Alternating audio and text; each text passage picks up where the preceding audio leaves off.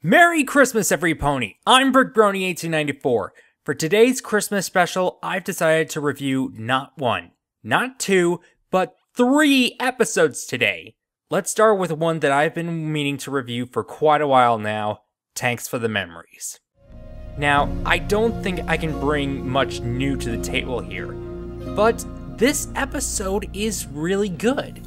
One of the best things I can appreciate about this episode is how it handles the topic of dealing with the loss of a loved one, as Rainbow Dash goes through the 5 stages of grief: denial, anger, bargaining, depression, and acceptance. Now, I know that Tank doesn't die, but this episode serves as a clever metaphor for the loss of a loved one. Another thing I like about this episode is that Rainbow Dash is portrayed as a relatable character. I understand fully that she doesn't want to say goodbye to Tank. I've been there myself. Years ago, my family and I had a dog, and we had to put her down because she wasn't getting any better. It was heartbreaking, and it wasn't easy to say goodbye to her. The same thing is happening to Rainbow Dash. She's struggling to say goodbye. Now, I hate to say this, but I was a little bit annoyed with how Rainbow Dash cried towards the end. So, yeah, I can't blame those who did laugh for doing so. But at the same time, I did feel sorry for her. Plus, it got better when Fluttershy, Rarity, and Pinkie Pie comforted her by crying along with her. Plus, Pinkie Pie did deliver some good comic relief. What? Me? What about Applejack? Applejack cries on the inside, Twilight! It's true. Yeah, I'll get to those two in a sec. And the other thing I liked about this episode was Fluttershy's maturity, as she made Rainbow Dash cry on purpose for good reasons. I know, I was pretty shocked by this too, but in a good way. All in all, this was a pretty good and emotional episode. Now let's talk about Heartbreakers, the Christmas episode that aired a week before Halloween. Okay. In a way, this is like a sequel to Pinkie Apple Pie, which is a good thing considering that I liked that episode. The best thing about that episode, and this episode, is the idea of Pinkie Pie and Applejack being related, even though they never found an official confirmation on that. Still, it's nice to see how AJ and Pinkie interact, almost as if they actually are related. Of course! We might be related! Hey! I was gonna say that! Stop saying what I'm saying! You stop it first! Speaking of Pinkie Pie's family, let's talk about him. Now, once again, it's great to see Maud Pie for the 3rd time. When she first appeared back in Season 4, I was initially bored by her. But after giving her another chance, she really warmed up to me. The member of Pinkie Pie's family who did not warm up to me was Limestone Pie. Yeah, I wasn't really fond of this character. I mean, she was aggressive, impolite, and just irredeemable. Then again, Voice of Reason once said that Diamond Tiara was an irredeemable character, but just look at her now. Maybe I'm being a little too hard on Limestone here.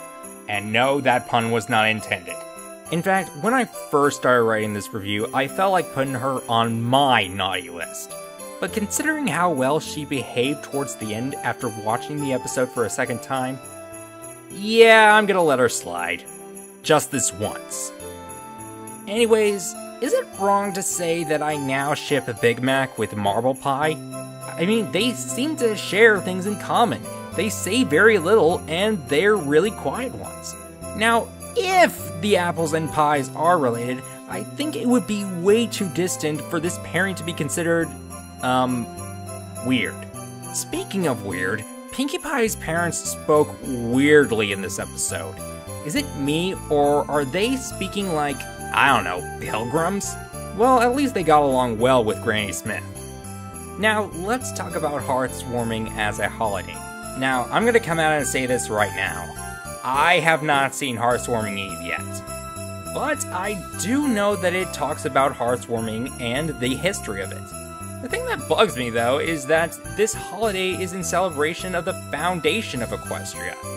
Now, to me, that sounds a little bit more like Thanksgiving or the 4th of July than Christmas. But then again, in 1870, Ulysses S. Grant declared Christmas a federal holiday as an attempt to reunite the North and South after the struggles of the American Civil War. And the same thing is happening here in Heartswarming with the Pegasi, the Earth Ponies, and the Unicorns coming together to found Equestria. Plus, of course, with all the decorations, yeah, it's Christmas. Now, what I do like about this episode is the lesson that AJ learns about sharing traditions with others, not choosing one over the other. AJ also learned that it is possible to make new family traditions together. Overall, this was a very nice Christmas-themed episode. And now, the last episode that I'm going to look at is the Season 5 finale, the Cutie Remark. Now, you're probably wondering what the Cutie Remark has to do with the holiday season. Well, allow me to explain by talking about one of the most classical of Christmas movies, Frank Capra's It's a Wonderful Life.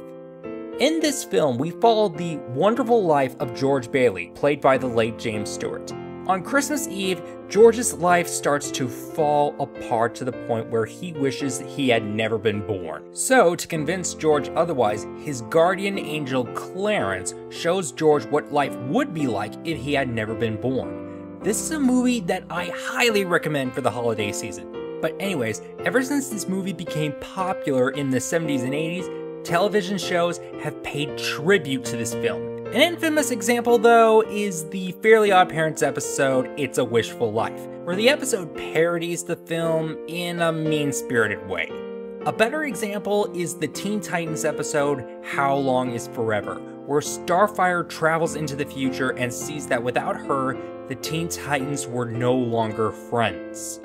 On the bright side, though, we do get to see Robin in action as Nightwing. Sorry, I thought I'd just make that comment. I figured that with the Season 5 finale, it was MLP's turn to pay tribute to It's a Wonderful Life. So, in this two-parter finale, Starlight Glimmer seeks revenge by going back in time to when Rainbow Dash first performed a sonic rainboom, thus creating the Cutie Mark connection of the main six. This results in Twilight and Spike, of course, seeing 7 alternate realities where the main six never became friends. Throughout the course of the series, we've seen the main six make big impacts together. They have been able to stop evil forces like Nightmare Moon, Queen Chrysalis, King Sombra, and Lord Tyrek. It's actually pretty amazing how each alternate reality is worse than the last. Heck, the 7th reality, which Twilight shows Starlight, has no life at all. These are pretty dark realities, much like the alternate reality that Clarence shows George in It's a Wonderful Life. And the funny thing about it is that there is sort of a role reversal. While Twilight is the one seeing all of these different realities, which are caused by Starlight's interference in the space-time continuum... Boy, I'm such a nerd. I think it's actually Starlight who resembles George Bailey, and Twilight is Starlight's guardian angel. Although, unlike Clarence, Twilight already has her wings. Anyways, towards the climax, we learned that Starlight's life had already fallen apart before she became bad, or rather, made bad decisions. As Twilight points out, it's not just the friendship between the main six, but it's also the friendship in general. Twilight is convincing Starlight that there is always a chance to live a wonderful life, just like how Clarence showed George that he still has a wonderful life. Now, as for my other thoughts on this episode, I thought it was pretty good. As for Starlight's reformation, yes, I will admit it was a little quick, but other than that, I'm okay with it. I like seeing characters who had previously done wrong be given a chance to redeem themselves. That is, if they are willing to do so. I mean, just take a look at Scarlet Witch and Quicksilver from Avengers Age of Ultron. They pretty much helped Ultron try to wipe out all life on Earth without even knowing it. They just wanted revenge against the Avengers. And what do they end up doing? Joining the Avengers. They are given a chance to do better. Heck, Quicksilver dies saving Hawkeye. And I can't wait to see what will happen to Scarlet Witch in Captain America Civil War. And the same goes for Starlight. I can't wait to see what they're gonna do with this character. Chances are that she's gonna be part of the main cast. If that's the case, I can't wait to see her road to redemption. Overall, this was a very good episode. Is it the best season finale of MLP? Probably not. but it's still pretty good in my opinion, and it opens up a window of opportunities for a new character. Every Pony, thank you very much for watching. Please share with me your thoughts in the comments below, hit that like button, and if you haven't already, please subscribe to this channel. God bless, and have a Merry Christmas!